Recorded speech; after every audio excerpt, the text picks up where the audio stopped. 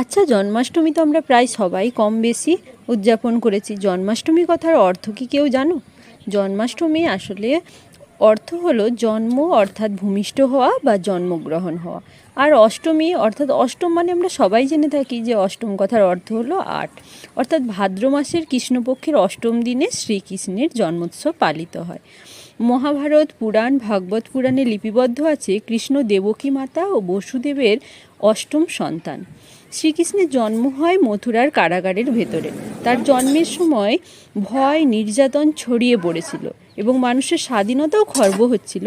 রাজা কংসের জীবনে বিপদের আশঙ্কা দেখা দিচ্ছিল। এমন সময় দেবকীর বিবাহের সময় এক আকাশবাণীতে সতর্ক করা হয় যে দেবকীর যে অষ্টম সন্তান হবে সেই নাকি কংসের মৃত্যুর কারণ হবে। তাই কংস এই ভবিষ্যৎবাণীকে অকার্যকর যাতে হয় তার জন্য বোন দেবকী এবং ভগ্নিপতি বসুদেবকে কারাগারে বন্দি করে ফেলেন। দেবকীর 6 সন্তান ভূমিষ্ঠ হওয়ার সাথে সাথেই তাদেরকে মেরে ফেলা হয়। তারপর যখন অষ্টম সন্তান হয় এক অলৌকিক ঘটনা ঘটে। হঠাৎ করে সেই দিনই রাত্রে কারাগার রক্ষীরা ঘুমিয়ে পড়েন এবং এই সুযোগেই বসুদেব কৃষ্ণকে যমুনা নদী পার করে তার পালক পিতা নন্দ মাতা যশোদার কাছে পৌঁছে দেন। এই কাহিনী জন্মাষ্টমী উৎসব নামে পালিত।